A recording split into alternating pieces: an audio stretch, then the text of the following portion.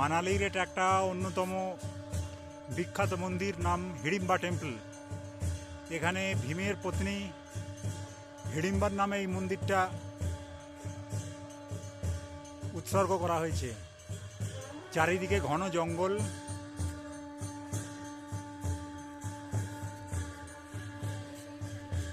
Pine দেবদারু গাছের ঘন জঙ্গল।